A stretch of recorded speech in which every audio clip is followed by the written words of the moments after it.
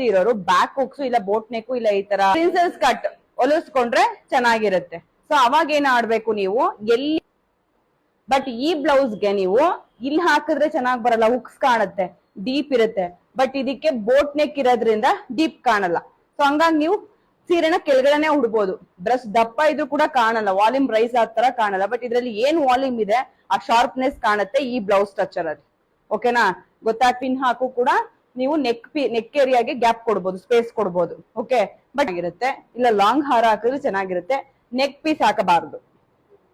ಓಕೆನಾ? ಹಾಕೊಬಹುದು. ಇದಕ್ಕೆ ಲಾಂಗ್ ಹಾರ ಹಾಕ್ಬೇಕು, ಇಲ್ಲಾಂದ್ರೆ ಏನೂ ಹಾಕಿಲ್ಲ ಅಂದ್ರೆ ಒಂದ್ ದೊಡ್ಡ ಇಯರಿಂಗ್ಸ್ ಹಾಕ್ಬಿಟ್ಟು ಫ್ರೀ ಏರ್ ಬಿಟ್ರು ಚೆನ್ನಾಗಿರುತ್ತೆ, ಇಲ್ಲ ಮೆಸಿ ಬನ್ ಹಾಕಿದ್ರು ಚೆನ್ನಾಗಿರುತ್ತೆ. ನಿಮ್ ಬ್ಲೌಸ್ ಮೇಲೆ ನೀವು ಹೇರ್ ಸ್ಟೈಲ್ ಗಳನ್ನ ಚಾಯ್ಸ್ ಮಾಡಿ ಕೊಡ್ಬೇಕು. ಬೋಟ್ ನೆಕ್ ಹೊಲಿಸ್ಕೊಂಡು ಪೂರ್ತಿ ಬೆನ್ಗೆ ಗಣೇಶನೋ ಇಲ್ಲ ವೆಂಕಟೇಶ್ವರನೋ ಹಾಕ್ಸ್ಕೊಂಡಿರ್ತಾರೆ, ಅವ್ರು ಜಡೆ ಹೆಣಿತೀರಾ? ಅವ್ರಿಗೆ ಬನ್ ಹಾಕ್ಬೇಕು ಅಲ್ವಾ?